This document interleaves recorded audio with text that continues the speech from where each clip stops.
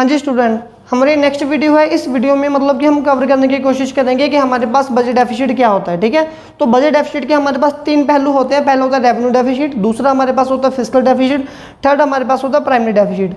तो ये देखने में थोड़ा आपको अजीब सा लग रहा होगा, लेकिन जब आप इस वीडियो को देख लोगे तो आपको ये चार्ट काफ़ी आसान लगेगा और मैंने काफ़ी मतलब की कोशिश की है कि इसको आसान तरीके से आपके सामने इलैबोरेट किया जाए। ठीक है, तो चलिए देखिए रेवेन्यू डेफिसिट का मीनिंग क्या होता है हमारे पास। इसका मीनिंग होता है revenue expenditure minus revenue receipt. इसका मतलब क्या हुआ कि जब हमारे मतलब कि रेवेन्यू एक्सपेंडिचर ज़्यादा हो जाते हैं, ठीक है ना, जब भी हम किसी इनकम को जनरेट करने के लिए जो हम खर्चा कर रहे हैं, अगर वो हमारा खर्चा ज़्यादा हो लेकिन उसके बदले में जो रिसीट है, जो इनकम है, वो हमें कम मिले। एग्जाम्पल मैं पहले अपने एग्जाम्पल दे रहा हूँ अपने कोचिंग सेंटर की। सपोज कर लो ये जो मैं कोचिंग सेंटर चला रहा हूँ, इसका ऑल ओवर जो एक्सपेंडिचर मेरे पास आ रहा है, इलेक्ट्रिसिटी का, इंफ्रास्ट्रक्चर का, बिल्डिंग का खर्चा, वो सारा खर्चा 30,000 रुपये पर मंथ है, 30,000 पर मंथ। लेकिन जब मुझे वहाँ से इनकम जनरेट हो रही है, वो जनरेट हो रही है 20,000 या 25,000।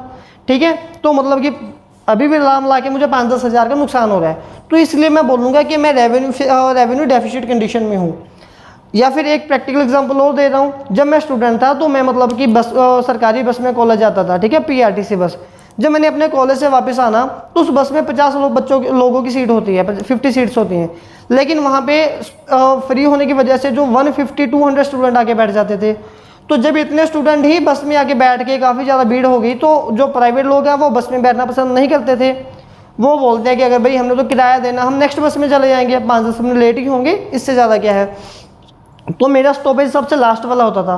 तो हमने लास्ट स्टॉपेज तक आते आते मैंने ऑब्जर्व करना कि हो क्या रहा है कि सिर्फ 10-15 टिकट ही कंडक्टर कट कर पा रहा है। तो मतलब कि वहाँ इतने बड़े रूट का जो 50-60 किलोमीटर मतलब कि जो उसका आ रहा है, उसका डीजल का खर्चा हो गया 10-15 हज़ार रुपये। डीजल का खर्चा 10-15 हज़ार रुपये तो हो गया, लेकिन जो इनकम जनरेट हो रही है वो कितनी इनकम जनरेट हो रही है सरकार के पास, मतलब कि सिर्फ 2-4 हज़ार रुपये या 2-3 हज़ार रुपये। तो इस वजह से मतलब कि हम लोग क्या बोलते हैं, तो इस एग्जाम्पल को बोलते हैं कि रेवेन्यू डेफिसिट की एक कंडीशन है। लेकिन अभी एक एग्जाम्पल जो आप बुक में एग्जाम में लिख सकते हो, थोड़ी प्रोफेशनल एग्जाम्पल है। हमारे इंडिया के डिपार्टमेंट है इनकम टैक्स डिपार्टमेंट। हमने इंडिया में क्या किया, आप सपोज कर लो कि देखिए अगर हमारे मतलब कि हर एक शहर में टोटल लाम ला के अगर हम बोलेंगे कि इनकम टैक्स डिपार्टमेंट में जितने भी बंदे काम कर रहे हैं, अगर मैं बोलूँगा कि 1 लाख बंदा काम कर रहा है, ठीक है, अगर 1 लाख बंदा काम कर रहा है और हर एक बंदे की जो सैलरी अगर हम बोलेंगे हमारे पास के 1000 है, तो 10 करोड़ रुपया पर मंथ उनका खर्चा हो गया। 10 करोड़ 100 करोड़ उनका पर मंथ उनकी सैलरी होगी। लेकिन क्या वो हमें per month 10 crore rupees recover करके दे रही है? नहीं रिकवर करके दे रही। तो मतलब कि हमने उनको रखा है लेकिन उनका एक्सपेंडिचर हमारे पास ज़्यादा है, उनकी इनकम हमारे पास कम है। तो वैसी कंडीशन हमें लीड करके देती है रेवेन्यू डेफिसिट। अब ये तो पता चल गया डेफिसिट है क्या, अब इसको कंट्रोल भी तो करना है। इसको 3 वेज टू कंट्रोल, और रेड मार्कर के साथ मैं इसकी इंप्लीकेशन लिखता जाऊंगा कि अगर हम ऐसे कंट्रोल करने की कोशिश करेंगे तो हमें रिजल्ट क्या मिलेगा। सबसे पहला हमारे पास इंस्ट्रूमेंट है डिसइन्वेस्टमेंट। रेवेन्यू डेफिसिट, जो सरकार को इनकम कम मिल रही है, खर्चा ज़्यादा हो रहा है, उसको कंट्रोल करने का सबसे पहला मेथड डिसइन्वेस्टमेंट। मैं आपको अभी इसकी एग्जाम्पल दे रहा हूँ, ठीक है। मैंने न्यूज़ चैनल में सुना था कि जब कोरोना 21 डे का लॉकडाउन लगा था, आफ्टर दैट तो रेलवे डिपार्टमेंट का एक बयान आया कि हम हमारे सभी डिपार्टमेंट को सैलरी नहीं दे सकते क्योंकि हमारे पास इनकम जनरेट नहीं हो रही। अगर चाहते हो कि इनको सैलरी मिले तो रेलवे को अलाउ कर दो रेलवे का चलना, ठीक है, क्योंकि रेलवे उस टाइम पे बंद थी। अब एक पहलू मैं आपको और बताता हूँ, रेलवे में अप्रोक्सीमेट 900 पैसेंजर सफ़र करते हैं, ठीक है। इंडिया में 3000 मतलब कि प्लस लोग बैठ जाते हैं क्योंकि काफ़ी भीड़ भड़का होता है।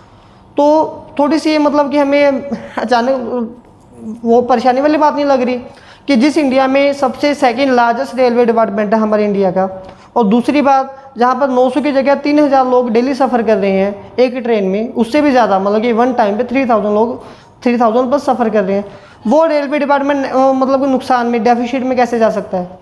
डेफिनेटली उसका रीज़न होगा करप्शन। तो सरकार को चाहिए कि अगर ऐसा कोई एक डिपार्टमेंट है जहाँ से उसको इनकम कम मिल रही है कि उसको डिसइन्वेस्ट कर दे, ठीक है। लेकिन अगर सरकार उसको डिसइन्वेस्ट करेगी तो उससे क्या होगा, सरकार के जो एसेट्स हैं वो रिड्यूस हो जाएंगे। एसेट का मतलब कि सरकार की एक इनकम वाली दुकान है जो वो बंद हो जाएगी।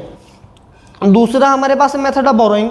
अब बोरोइंग को हम क्या करते हैं कि सरकार कॉमन पब्लिक से पैसे बोरो कर सकते हैं। देखिए बोरोइंग के लिए क्या होता है, सरकार के पास ऑप्शन होती है कि अगर उसके पास पैसे नहीं आ रहे वो कहीं से पैसे अरेंज कर ले। कहाँ से पैसे अरेंज करेगी वो, या तो अरेंज करेगी पब्लिक से, या अरेंज करेगी आरबीआई से, या अरेंज करके रेस्ट ऑफ द वर्ल्ड से। लेकिन अगर उसने किसी से भी पैसे मांगे तो इससे क्या होगा कि सरकार के ऊपर जो लायबिलिटी है वो क्रिएट होती जाएगी, ठीक है।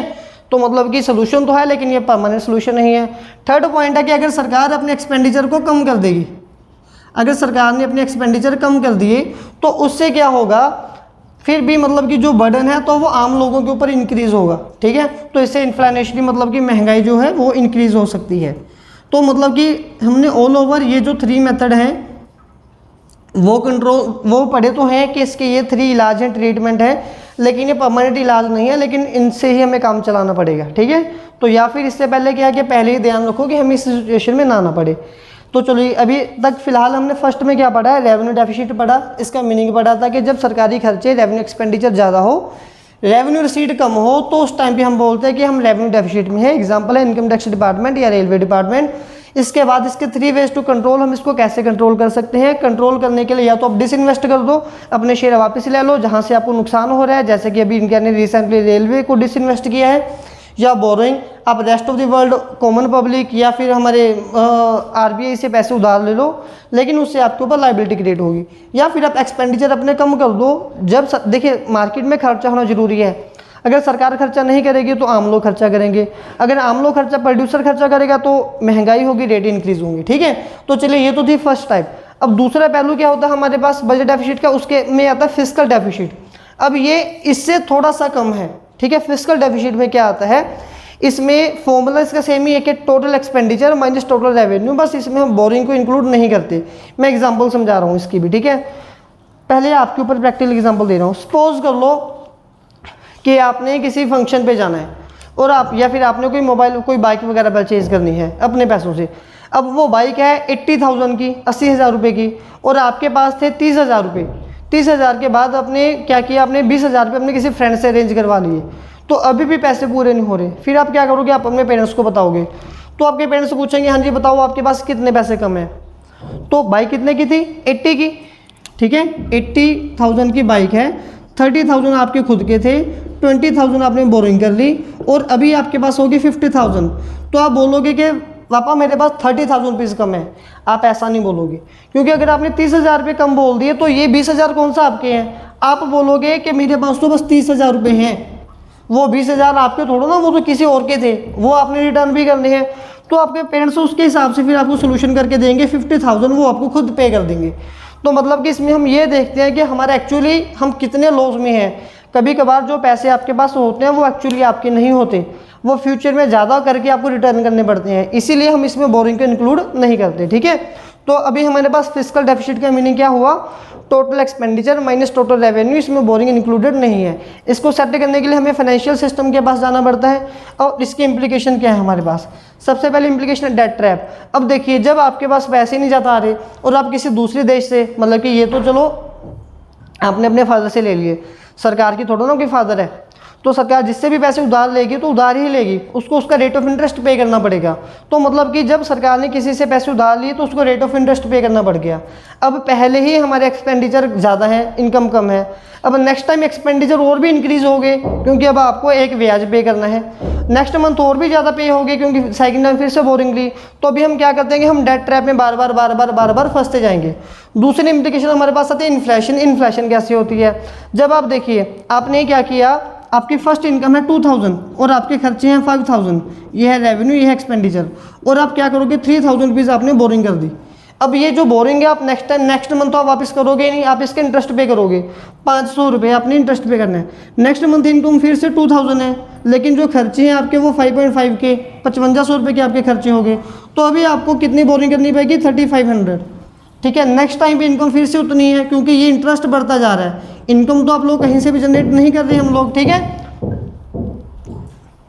तो इसीलिए मैं अभी यहाँ पे क्या बोलूँगा, ठीक है। तो मतलब कि इसके बाद अगर हम आगे की बात करेंगे तो क्या होगा, हमारी जो बोरिंग है वो कंटिन्यूसली आप लोग बार बार डेट मतलब उधारी लेते जा रहे हो। तो फर्स्ट पॉइंट तो क्लियर हो गया कि हम डेट ट्रैप में फंस गए, क्योंकि हमें बार बार बोरिंग इंक्रीज करते जा रहे हैं। अब आप मुझे बताइए, जब आप बोरिंग इंक्रीज करते जा रहे हो तो आपको ज़्यादा पैसे पे करने पड़ेंगे, इंटरेस्ट पे करने पड़ेंगे, तो सरकार की इनकम तो उतनी ही है। गवर्नमेंट अपनी इनकम कहाँ से बढ़ाएगी, सरकार टैक्स को रेज कर देगी। जैसे जैसे टैक्स इंक्रीज होते जाएगा, जैसे कि रिसेंटली पेट्रोल का रेट 103 रुपीज़ तक पहुँच गया, ठीक है, 80 से, तो 80 रुपीज़ पेट्रोल को भी हम लोग बोल रहे थे कि महंगा है, अब तो 100 प्लस हो गया, अब तो और भी महंगा हो गया। क्यों महंगा हो रहा है? क्योंकि सरकार के पास इनकम कहीं से आ ही नहीं रही, मतलब कि ज़्यादा इनकम चाहिए उसे। तो इसीलिए इससे क्या रिजल्ट निकलेगा कि इन्फ्लेशन, मतलब कि जो महंगाई है वो ज़्यादा हो जाएगी, ठीक है। या फिर दूसरा कभी कभार क्या होता है कि सरकार के पास ऐसा कोई प्रोडक्ट है ही नहीं जहाँ से वो मतलब कि इनकम कमा सके, तो इनकम नहीं कमाई जा रही, वो रेट महंगे करते हैं, टैक्स इंक्रीज़ करते हैं, तो उससे इन्फ्लेशन हो जाती है। थर्ड पॉइंट हमारे पास आ गया क्राउडिंग आउट। अब क्राउडिंग आउट का मतलब प्रोसेस क्या होता है? देखिए, सरकार के पास एक, मान लो आपके घर में भी आपके पर्स में पैसे हैं, तो उसमें से आप अपने फंड वगैरह निकालते रहते हो खर्चा करने के लिए। तो ऐसे गवर्नमेंट के पास भी एक इनकम होती है, रेवेन्यू, ठीक है, जहाँ पर उसके पास कुछ पैसे पड़े होते हैं, जैसे ये पैसे हैं। अब इन पैसों को सरकार डिफरेंट जगह पे खर्च करती रहती है। अब अगर सरकार के पास खुद के लिए पैसे नहीं है, तो ये दूसरे लोगों को क्या पार्टी करेगी, क्या खिलाएगी पिलाएगी। लेकिन अगर सरकार के पास बहुत सारे पैसे हैं, तो सरकार दूसरे लोगों को, पुअर सेक्शन को, बैकवर्ड सेक्शन को सब्सिडी वगैरह प्रोवाइड कर देगी, ठीक है। आई रिपीट अगेन, अगर आप लोगों के पास काफ़ी सारे पैसे हैं तो आप अपने दोस्तों को पार्टी कर दोगे, लेकिन अगर आपके पास खुद के लिए पैसे नहीं, आप अपने दोस्तों को पार्टी कहाँ से करोगे? सेम पॉइंट यही है, क्राउडिंग आउट एक ऐसा प्रोसेस होता है जब सरकार के फंड कम हो जाते हैं, सरकार के फंड खत्म होने की वजह से वो गरीब लोगों को जो सब्सिडी वगैरह प्रोवाइड नहीं कर पाती। नेक्स्ट पॉइंट हमारे पास आ गया बर्डन ऑन फ्यूचर जनरेशन। अब इसके एग्जांपल बहुत अच्छे हैं मेरे पास। देखिए, अभी हमने इंडिया ने जापान से कुछ मतलब कि काफ़ी एक हिस्ट्री क्रिएट हुई है कि हमारे पीएम ने, मोदी ने काफ़ी कम रेट के ऊपर, उसने रेट ऑफ इंटरेस्ट के ऊपर मतलब कि पैसे उधार लिए हैं बुलेट ट्रेन बनाने के लिए, ठीक है। और वो पैसे कब रिकवर करनी है? आफ्टर 50 ईयर्स, 50 सालों तक वो पैसे हमने रिकवर करने हैं, या 50 साल के बाद रिकवर करने हैं। अब होगा क्या, अभी होगा क्या, जब हम वो पैसे 50 साल के आफ्टर 50 ईयर्स क्या होगा कि जिस पीएम ने, जिस प्राइम मिनिस्टर ने पैसे लिए वो तो 50 ईयर्स के बाद होंगे नहीं, जिसने पैसे दिए पॉसिबिलिटी है कि वो भी नहीं होंगे, ठीक है। तो 50 ईयर बाद फाइल खुलेगी, ये बोलेंगे जी हमने तो इतने 100 करोड़ दिए थे, इतने 1000 करोड़ दिए थे, और इंडिया में फाइल खुलेगी, ये बोलेंगे जी हमारे पास तो इतने करोड़ पैसे आए ही नहीं है, हमारे पास तो कम पैसे आए हैं, अभी हम क्या करें। या फिर जैसे भी अगर दोनों तरफ ने मान भी लिया कि हाँ जी इतने इतने पैसे आए हैं, वो पैसे वापस करो, तो वो पैसे सरकार कहाँ से वापस करेगी? जिन लोगों ने पैसे उधार लिए वो तो उन्होंने खा पी लिया, हम लोगों ने खा पी लिए, वो तो चले गए। अब इंटरेस्ट पे करेगी आने वाली जनरेशन, तो मतलब कि जो आने वाले लोग हैं उनके ऊपर बर्डन बन जाता है। जब हमें हमारी इनकम, क्योंकि आपने यहाँ पे उधारी ले ली ना, ये उधारी आप तो वापस कर नहीं पा रहे, आप तो चले गए खर्चा करके, तो कौन भुगतेगा? आने वाली जनरेशन। ये छोटे लेवल पे एग्जांपल बता देता हूँ कि अगर आप अपने घर पे हो, आपके पास पैसे कम हैं, आपने अपने किसी दोस्त से पैसे ले लिए उधार के, चले यार मैं तुझे हफ्ते 10 दिन बाद वापस कर दूंगा, अब आपसे वो पैसे वापस हो नहीं रहे, वो पैसे घर मांगने आ गया, तो वो पैसे कौन पे करेगा? आपके फादर पे करेंगे ना, उनके ऊपर बर्डन बन गया, आप तो कमा नहीं रहे हो कुछ भी। तो यही एग्जांपल यहाँ किया है। Fifth point, foreign dependence. Foreign dependence में क्या होता है? अब देखिए, जो मतलब कि जो चाइना है, मतलब कि वो पाकिस्तान की काफ़ी सपोर्ट करता है, support in the sense Pakistan ने काफ़ी सारा लोन वगैरह है वो चाइना से ले रखा है। अब मतलब कि अगर कुछ भी होता है तो चाइना पाकिस्तान की सपोर्ट करता है, और पाकिस्तान को मजबूरी चाइना की सपोर्ट करनी पड़ती है। रीज़न क्या है? क्योंकि एक तरह का चाइना पाल ही पाकिस्तान को रहा है, या पाकिस्तान पल चाइना से रहा है, क्योंकि उन्होंने इतना सारा लोन ले लिया, अब उनके अगेंस्ट कैसे जाएंगे, ठीक है। तो ऐसे ही जब हम दूसरे देशों से लोन लेते रहते हैं तो हमें उनके ऊपर डिपेंड होना पड़ जाता है। ये हमारे लिए एक गलत सिंबल है।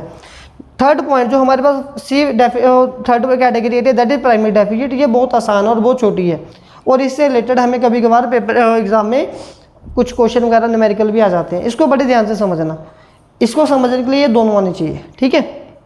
इसका फॉर्मूला है fiscal deficit minus interest payment हमारे पास।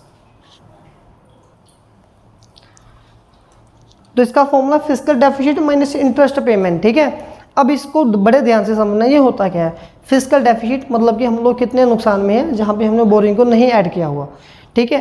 तो अभी आपको पता चल गया कि आपके पास, जैसे कि अगर आपने 80,000 की एक बाइक लेनी है, मोबाइल फ़ोन लेना, बाइक लेनी है, तो आपके पास 30,000 है, ठीक है। तो आपके पास अभी 50,000 रुपये कम आ रहे हैं, तो चलिए ये सिंपल सी बात होगी। अब आप देखिए, किसी भी मैं यहाँ से एक एग्जांपल उठा रहा हूँ, किसी भी सरकार का ये एक चार्ट है, वो सपोज कर लो कि वो 2 करोड़ रुपए कमा रही है, इसको मैं करोड़ में कन्वर्ट कर देता हूँ, ठीक है, या 2 बिलियन में कन्वर्ट कर देते हैं हम लोग, जो भी मतलब कि जैसे सेट रहेगा, ठीक है। अब एक गवर्नमेंट है कि वो 200 करोड़ जनरेट कर रही है, लेकिन उसके एक्सपेंडिचर 500 करोड़ के हैं, तो 5 करोड़ 2 करोड़ जनरेट कर रही है, 5 करोड़ के उसके एक्सपेंडिचर हैं, तो बाकी की जो पैसे कमा रहे हैं वो कहाँ से आएंगे, मतलब कि उनको बोरिंग करना पड़ेगा। चलिए अभी हमने उधारी ले ली, ठीक है, तो नेक्स्ट ईयर क्या हुआ, फिर से हमारी इनकम उतनी है या सपोज कर लो थोड़ी बहुत इनकम इंक्रीज भी हो गई, लेकिन उसके साथ हमारे एक्सपेंडिचर इतने तो थे ही थे, थोड़े से एक्सपेंडिचर और इंक्रीज हो गए। क्यों इंक्रीज हो गए, क्योंकि ये जो हमने पैसे यहाँ से उधार लिए थे अभी उसका इंटरेस्ट भी तो पे करना नेक्स्ट मंथ। अभी हम पैसे वापस करने की बात ही नहीं कर रहे, इनकम नहीं जनरेट हो रही, अभी तो हम बात कर रहे हैं कि जो इंटरेस्ट पे करना है। तो 500 उसका एक्सपेंडिचर इंक्रीज हो गया, ठीक है, तो मतलब कि अभी हमें कितने पैसे उधार, 2 करोड़ इनकम है, एक्सपेंडिचर हो गया 5.5 करोड़, तो कितने पैसे उधार लेने पड़ेंगे, 3.5 करोड़। तो नेक्स्ट ईयर फिर से क्या कि इनकम उतनी ही है, तो 6 करोड़ की अब एक्सपेंडिचर और इंक्रीज हो गए, क्योंकि यहाँ से ये जो बोरिंग है इंटरेस्ट पे करना पड़ेगा, तो अभी हम बोरिंग लेंगे ज़्यादा। तो अभी मतलब कि हमारे देश को रोका गया, सरकार को, आरबीआई ने या किसी भी मतलब कि इकोनॉमिस्ट ने बोला ठहरिए, पहले आप मुझे ये बताइए कि सर आपकी इनकम कितनी है। उन्होंने बोला सर देखिए हमारी जो इनकम है, मतलब कि जो हमें बेसिकली डेफिसिट पड़ रहा है वो है 4 करोड़ का, ठीक है, 4 करोड़ का, ठीक है, इन द सेंस मतलब कि फिस्कल डेफिसिट जो इनकम और एक्सपेंडिचर का डिफरेंस है। अब उसके बिना वो बोल रहे हैं, चलिए ये तो बात सही है, लेकिन अब आप ये बताइए कि आप कितना पैसा ब्याज के तौर पे हर मंथ दूसरे देशों को पे कर रहे हो, या आरबीआई को या किसी को भी, कॉमन पब्लिक को पे कर रहे हो, इंटरेस्ट पे कर रहे हो। तो उन्होंने बोला सर हम 4 करोड़ रुपीज़ पे कर रहे हैं। तो यहाँ से पता चल गया कि सरकार नुकसान में नहीं है। सर गवर्नमेंट डेफिसिट में क्यों जा रही है, क्योंकि उसने बहुत सारा लोन ले रखा है। अगर वो ये लोन वापस कर देगी तो उसको इतना नुकसान करना ही नहीं पड़ेगा, तो वो वापस रिकवरी में आ जाएगी, ठीक है। इसको हम बोलते हैं प्राइमरी डेफिसिट के। जितने नुकसान में आप लोग हो उसमें देखिए कि आप कितनी इंटरेस्ट पे कर रहे हो, अगर हम पेमेंट को निकाल देंगे तो पता चलेगा कि हमारा एक्चुअल स्टेटस क्या है। अभी इससे रिलेटेड जितने भी न्यूमेरिकल हैं, डिफरेंस है, वो आप इजीली कवर कर सकते हो।